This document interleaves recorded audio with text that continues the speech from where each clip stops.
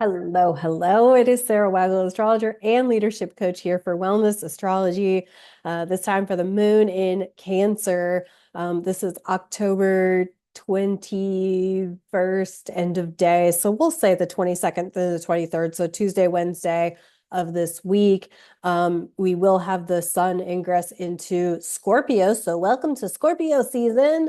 Scorpio season, sun and rising signs will be coming up shortly. So be attentive to those.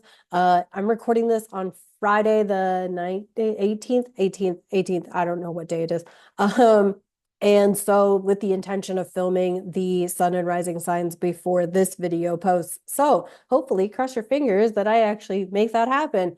And I will be debuting a new deck. I'm super excited. I have a new deck for you guys.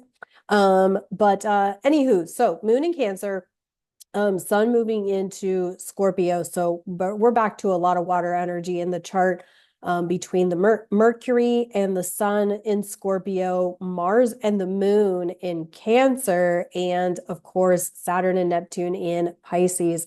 So we're swimming. We're swimming. We're emotional. There's emotional volatility in the world.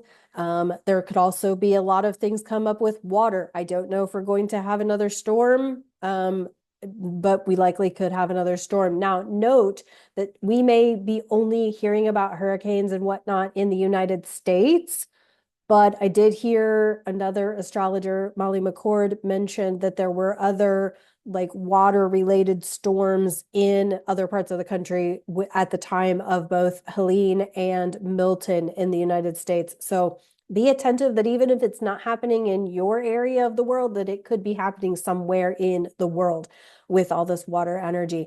But that puts quite a bit of water going on. And that moon, that sun, I believe, ingresses, I want to say halfway through the day on Tuesday, the 22nd. So we'll be in Scorpio season. Scorpio is very deep waters, as is Pisces. And then, Cancer is more about emotions, nurturing, maternal things. Scorpio kind of puts us into the depths of the water, the shadowy parts of ourselves. And then Pisces is more of the mutable water of, the idea of duality. We are both spiritual, energetic, and humans having this experience. And so we've got this, this practice of acknowledging that we are concurrently, that we're simultaneously human and spiritual. And there's no denying our spirituality. And spirituality is morality. And so, as we kind of move through all of this, we are having a lot of questions about moral issues and whatnot. And so, and how we actually want to feel in this human experience. And so, you're coming off of maybe a hefty conversation from the weekend, and now it's, did you say all the things you needed to say? Did you make the right decision for yourself, kind of thing? And you're kind of feeling that, right? It's kind of like right after a breakup when you're like, oh shit, I maybe I shouldn't have broken up with him. Maybe it was too soon. Maybe I didn't give him enough chance, and or the ex is going to come crawling back, kind of thing. And so, and we've just got so much like uncertainty and instability going on energetically and in the world around us, that, any decision we make right now, we could be questioning. And it's okay. But, use your good discernment skills, use your good, even if you did break up over the weekend, or came to a conclusion about where your relationship is or is not going. And by relationship, I don't just mean romance. I mean any relationship, right? Any relationship, your relationship with where you live, your relationship with your job, et cetera, et cetera. You may have come to a conclusion, and now you could be like, was that really the right thing to do? Because there's so much uncertainty, we don't really know right now. What I will say is, as you're making decisions to move forward, know that things may not be clear until sometime next year, like spring, summer next year. Okay, because the uncertainty and the instability is that real right now. And so all you can really do is have your ducks in a line, have your resources and supports and sources that you need prepared so that when you do make the decision or the choice, or you do know where, your relationship is or is not going, you are prepared no matter what. Okay. And I'll just personal example, I have a lot of people who are like, aren't you going to move? Aren't you going to move? Like for real, guys, I move every 2 years. This is not new. Right? This isn't just because I learned astrology. Now I understand why I move, that I move all the time. I've always moved all the time.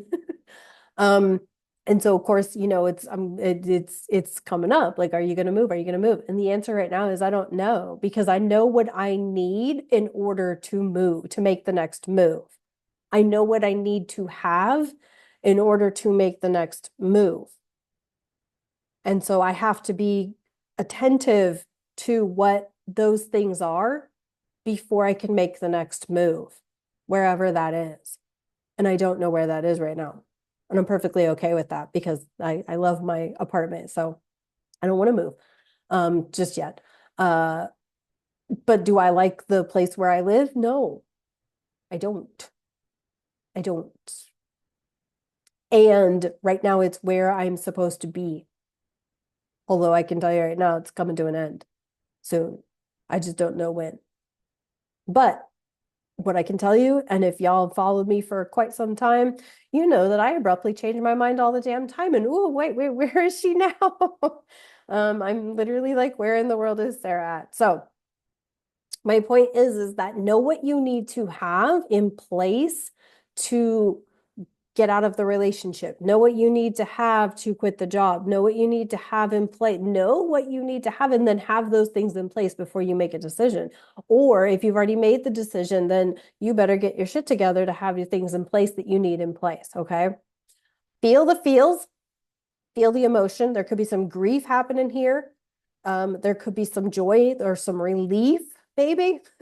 Relief, grief, all of the things happening here at the same time. You could simultaneously be relieved that you ended a situation, but also grieving because it was like, oh my goodness, that we were together for, or I was at that job for 15 or 25 years. There could be grief there. There could also be relief. Thank God it's over. But oh my goodness, I'm going to miss these things. But I'm glad it's over because now I can focus on my health. I can focus on my family. I can focus on this or that. This is a moon in Cancer, maternal issues, mom issues, motherly type issues may surface, may get brought up, both within your world and in the political theater and all of the things. There could be some mother issues popping up. There could also be some things come up about intuition and psychic potential, or psychic abilities, and things like that. And so just be aware that those things are going to continue to crop up whenever we have this much water in the chart, because we are intuitive beings. I believe that we all have some sort of psychic capability and psychic potential, but those things get sort of questioned. They get I almost want to say they get mocked, right? Because if you've ever like been to like you've seen a psychic with her, the pendulum and things like that. And I'm not saying that those things aren't legit and aren't real, but sometimes they're not. Sometimes it's just to get you to pay them more money, right? Remember like the psychic hotline or whatever it was. And so as an astrologer, I'm not here to be a psychic. I'm not here to, as my third eye itches right on my forehead as I'm saying this. I'm here to look at charts and read charts. And this month, this is Saturn, Neptune, and Pisces. That all of this is coming up. And now we're going to have the Sun and Mercury in Scorpio making conversations with Saturn and Neptune and Pisces, along with Mars having conversations with Neptune. Neptune's got the upper hand here because he's at home. He's in his home position, but he's also the land of confusion sometimes, and the land of delusion and illusions and all of the things. So, number one, if you do need mental health support, go get it. If you are wondering if your psychic abilities are for real and legit, connect with somebody whom you trust to talk you through your experiences with being psychic or being a medium or however that is showing up for you. All right. Okay. So let's take a look at the tarot for this. There is a lot going on and tensions are building. Not even, not even lying. I get it. Tensions are really building. And so you being able to take care of yourself and nurture yourself and feel your feelings, whatever that looks like for you. But this could be a lot about how you express them, how you nurture how you feel, right? If you're sad, are you allowing yourself to be sad? Are you allowing yourself to cry? Are you allowing yourself to release and experience all of the grief and the sadness that's going on? While again, simultaneously experiencing relief and joy. Let's see what's up with the tarot. Uh,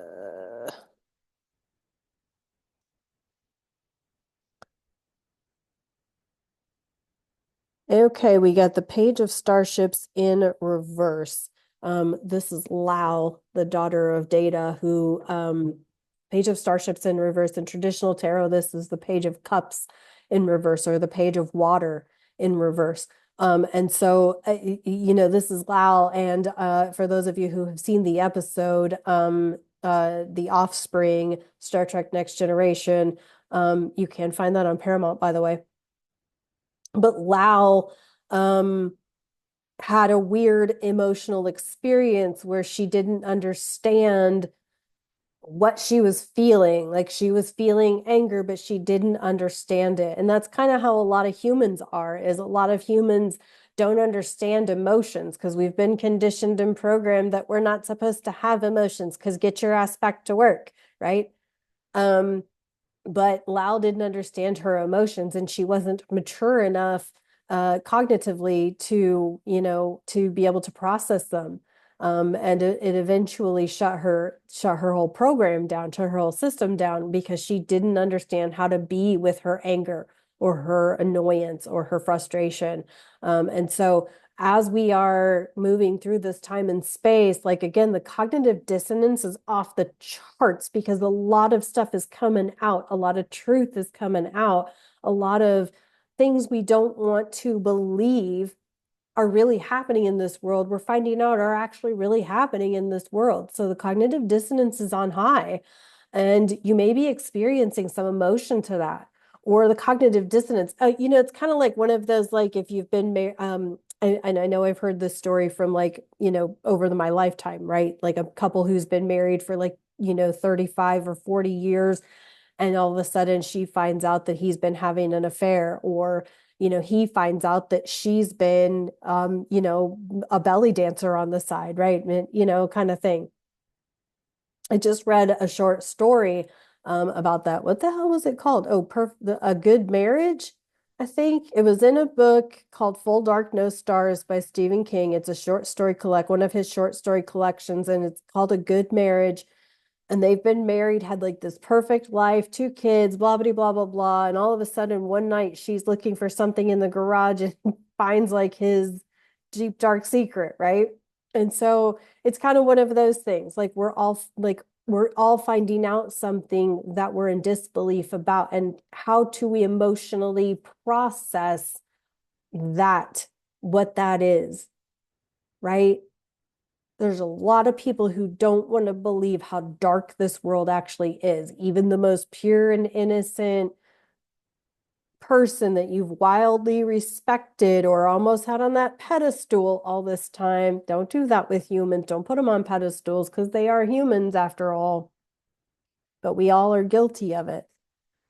So that's kind of where I feel like that page of Starships in Reverse is coming from, is we are so out of our element to process the emotion that there's this much, darkness in this world.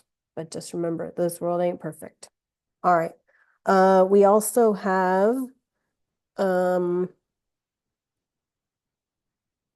where are we? Temperance in reverse. Oh, shit's out of balance. Is this Spock? I think so. I think it's Spock. I forget off the top of my head. Um, but temperance in reverse. So temperance upright is everything's in balance, right? Temperance in reverse, everything's out of whack. So you could be feeling completely off balance, especially if you're in a situation where you're getting out of something that you've been in since, for the last, 20 years or more, 20, 30, 40 years. And all of a sudden, like, you don't know what to do with yourself, right? So everything's out of balance.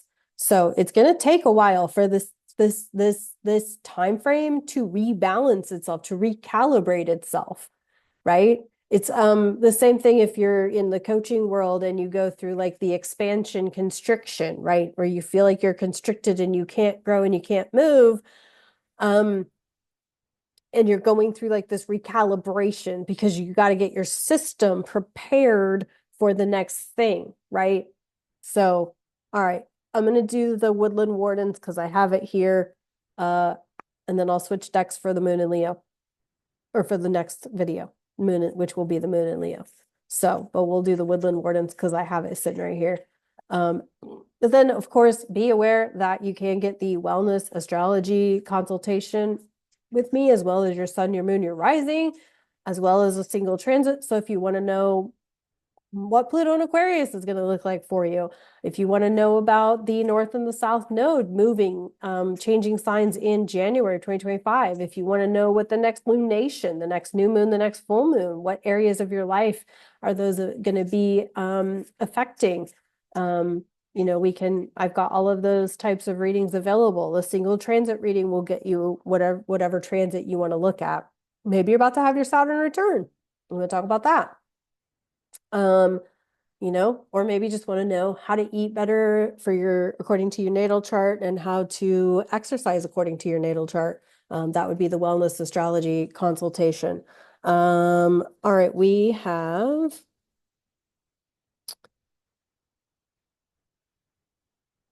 the ladybug and the sweet pea. And this is happiness. Oh, that's interesting.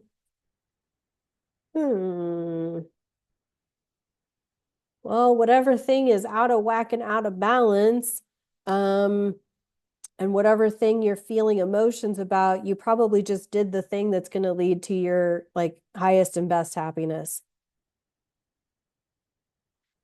I'll leave it at that. That's all I got. Thank you so much for tuning in. I'll talk to y'all on the next video. Be on the lookout for those sun and rising signs for Scorpio, and I'll see you soon. Take care.